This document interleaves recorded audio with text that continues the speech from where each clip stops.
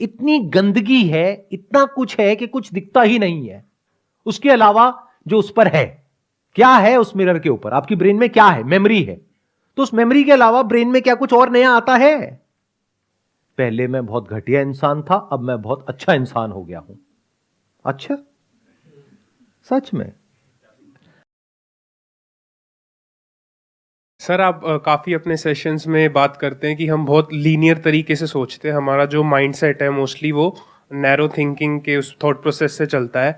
तो मैं ये पूछना चाहता हूँ कि वो कैसे हम अपने जो माइंडसेट को ऐसे कि वो सारे एस्पेक्ट्स देख सके, ऐसे सोचें, और मतलब वो है क्या ब्रॉड माइंडसेट जो सब चीज़ें देख के फिर सिचुएशंस को हैंडल कर पाए। ये क्वेश्चन इंटरेस्टिंग है जो आपने पूछा है कि ऐसा कैसे हो कि हमारी जो थिंकिंग है, जिसको मैं कहता हूं नैरो, पहले तो ये समझना पड़ेगा नैरो थिंकिंग होती क्या है, फिर आप समझ सकते हो कि हर एंगल से सोचने का मतलब क्या है। हम सबकी थिंकिंग का एक सेंटर पॉइंट होता है, दैट इज दी सेल्फ। जब तक आपकी थिंकिंग का सेंटर पॉइंट है मैं, मेरा, मेरे, इसमें क्या क्या आ गया? आपका जो अपना कॉन्सेप्ट है मैं का, वो आ गया। मेरा, ये मेरा है, वो मेरा नहीं है। चीजें आ गई, मेरे, लोग आ गए। तो हमारी थिंकिंग इसी दायरे के अंदर गोल गोल घूमती है। हमारे जितने भी बायसेस हैं वो सब इसी से रिलेटेड हैं। जो मेरे लिए कन्वीनियंट है उसको मैं सही कहता हूं, जो मेरे लिए बेनिफिशियल नहीं है या इनकन्वीनियंट है या मेरे कंफर्ट जोन से बाहर है, उस सबको मैं गलत कहता हूं। तो हमारी थिंकिंग बस इस मी से ही शुरू होती है और मी पे ही खत्म हो जाती है। सो ये जो हमारा मैं का दायरा है, इस दायरे के थ्रू हम इस दुनिया को देखते हैं, समझते हैं, इंटरप्रेट करते हैं, और ये बहुत ही बायस्ड है। ये बिल्कुल ऐसा है आपने एक रंगीन चश्मा लगाया हुआ है, सबने अलग अलग रंग का, तो एज इट इज कहीं किसी को कुछ नहीं दिख रहा है। कोई बोल रहा है ये जो सिचुएशन है या ये जो इंसान है ये पीला है, कोई कह रहा है नीला है, आपस में लड़ रहे हैं, मर रहे हैं, कट रहे हैं। दोनों का way of looking at life बिल्कुल एक दूसरे से अलग अलग है। सामने वाले के पॉइंट ऑफ व्यू को कोई समझ ही नहीं पा रहा है। हमारे पेरेंट्स के साथ में जो हमारे क्लैशेस होते हैं उसकी भी जड़ यही है। वो अपने मैं से देख रहे हैं इस दुनिया को, और जो बच्चे हैं वो अपने मैं से देख रहे हैं इस दुनिया को, तो वहां पे क्लैश हो जाता है। अगर दोनों में से कोई एक दूसरे के वर्ल्ड व्यू में एंटर कर सके तब वो समझ सकता है कि उसका स्टैंड पॉइंट क्या है, नहीं तो हम समझ ही नहीं सकते। फटाफट से लोगों को देखते हैं, दोनों में से एक कैटेगरी में फिट करते हैं कि इस इंसान से मेरा फायदा है, नुकसान है। फायदा है तो उस इंसान को हम यूज करते हैं अपने फायदे के लिए, नुकसान है तो उससे पीछे छुड़ाते हैं फटाफट से। और अपने इस फायदे और नुकसान को भी हम कभी क्वेश्चन नहीं करते हैं। तो बड़ा हम कभी सोच नहीं पाते हैं, बड़ा हम कभी देख नहीं पाते हैं, दूर तक नहीं देख पाते हैं। दुनिया में जो एक्चुअल में हो रहा होता है उसको हम नहीं देख पाते हैं। जैसे आप लोग अगर ध्यान से अपने बिहेवियर को ऑब्जर्व करोगे तो वहां पर आपको बहुत सारे कॉन्ट्रडिक्शंस नजर आएंगे। वो तब दिख सकते हो जब इस मैं से आप फ्री हो जाओ। मैं से फ्री होने का तरीका है इस मैं को क्वेश्चन करना पड़ेगा, और कोई तरीका नहीं है। लोग झूठ में ही जीते हैं और वहीं पे खुश है। वो इसी में खुश हैं कि व्हाट्सएप पे फॉरवर्ड करते हैं सच बोलना चाहिए, लालच नहीं करना चाहिए, गुस्सा नहीं करना चाहिए, मन शांत रहना चाहिए। ध्यान से कभी ऑब्जर्व कर लेना, जो सबसे ज्यादा इस तरह के व्हाट्सएप मैसेजेस फॉरवर्ड करते हैं ना लोग, सबसे घटिया वही होते हैं। किसी को बोलना पड़ रहा है कि मैं बहुत ईमानदार हूं, मैं बहुत अच्छा हूं, किसको बोलना पड़ रहा है? जो घटिया है उसी को तो बोलना पड़ रहा है, जो बेईमान है उसी को तो बोलना पड़ रहा है। जो एक्चुअल में ईमानदार होगा वो कभी कहेगा, for example you are a male, तो आप जा करके कहोगे कि मैं आदमी हूं, मैं आदमी हूं, मैं आदमी हूं। तो पागल है क्या? समझ गए? जब इस तरीके से आप चीजों को देखने लग जाते हो तो बेसिकली क्या होता है, जब आप इस मैं से फ्री होते हो ना, तो सबसे पहले तो ये डिवीजन हटता है आपके बीच में से और औरों के बीच में से। नहीं तो डिवीजन बना ही रहता है। पहले मैं बहुत घटिया इंसान था, अब मैं बहुत अच्छा इंसान हो गया हूं। अच्छा, सच में?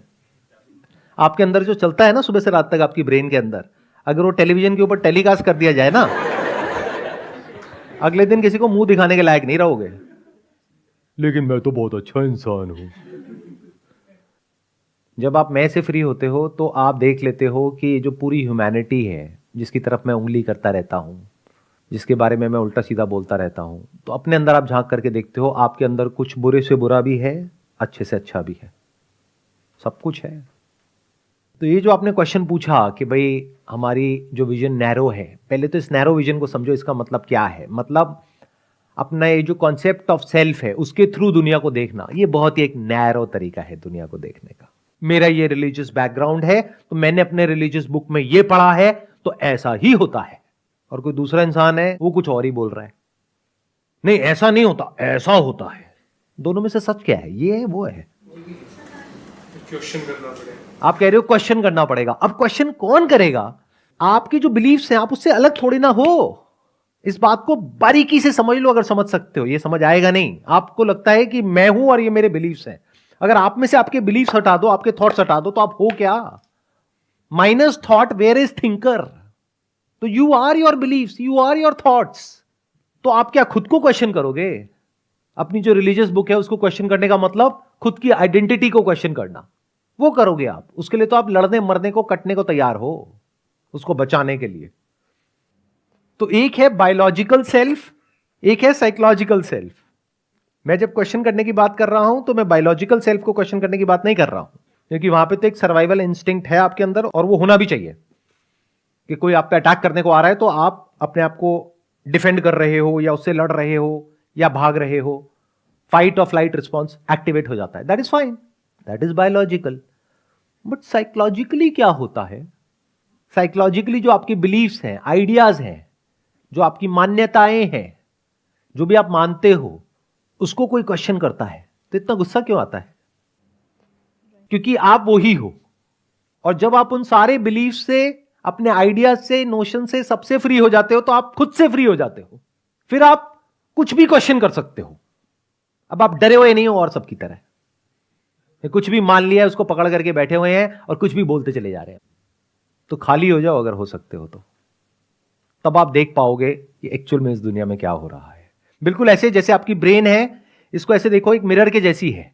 अब इस मिरर पे इतनी गंदगी है, इतना कुछ है कि कुछ दिखता ही नहीं है।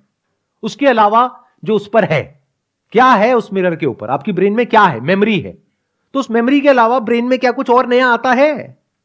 जब कुछ देखते भी हो तो उसको भी मेमोरी के थ्रू देखते हो। देखते ही एकदम से अंदर कुछ बोलने लग जाते हो। कभी बिना बोले देखा है इस दुनिया को? बिना कुछ बोले क्या कभी देखा है इस दुनिया को? कैसे देखते हैं ये पता है? तो कहां देखा हमने? मैं कुछ भी बोलता हूं, सामने से कमेंट आता है कुछ ना कुछ, और वो कहां से आ रहा है? कहीं से कुछ पढ़ लिया है, बस उसको बीच में ला करके रिलेट कर दिया, मतलब उसके थ्रू देखा। एज इट इज तो देखा ही नहीं। फॉर एग्जाम्पल मैं रीबर्थ से रिलेटेड कुछ बोल रहा हूं तो फटाफट से क्या किया, अपने माइंड में जाकर के ढूंढा कि क्या मेमोरी पड़ी हुई है, कहां क्या पढ़ा है, क्या सुना है अपने घर वालों से, और क्या आपके बिलीव्स हैं, उसके थ्रू समझने लग गए। तो क्या खाक समझ आएगा आपको मैं क्या बोल रहा हूं? मैं छोड़ो, कोई भी क्या बोल रहा है कुछ समझ आने वाला है ना? अगर वो आपके बिलीफ से मैच होता है तो कहोगे वाह वाह क्या बात कह दी, और नहीं होता है तो क्या बकवास कर रहे हो। So this is called the illusion of knowledge.